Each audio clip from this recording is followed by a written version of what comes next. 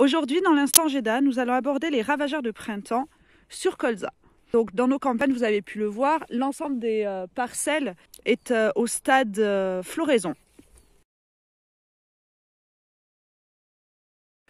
Pour commencer, on remarque encore sur les parcelles des méligètes. Ce ravageur est devenu auxiliaire depuis le début de la floraison. En effet, il participe à la pollinisation des fleurs.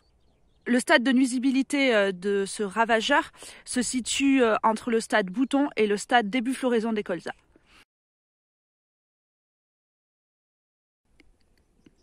Donc on retrouve aussi dans nos parcelles des charançons qui sont reconnaissables par leur trompe. Le stade de sensibilité des colzas se situe entre le stade bouton séparé et silique bosselé.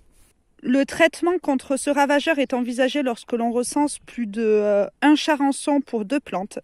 Traiter contre le charançon permettra aussi de lutter contre la cécidomie, qui est une larve de mouche qui se développe en fait dans les trous créés par les piqûres de charançon.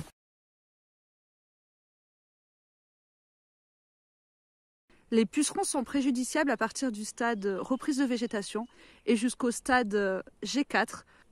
On pensera à traiter lorsque l'on recensera 2 colonies par mètre carré. Pour lutter contre les pucerons, une observation régulière de la parcelle est nécessaire. En effet, la prolifération des pucerons débute par les bordures, puis s'étend à la parcelle entière.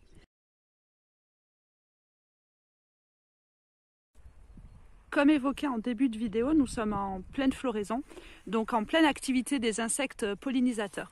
Il faudra donc veiller à utiliser des produits insecticides possédant la mention abeille afin de limiter l'impact sur ces auxiliaires.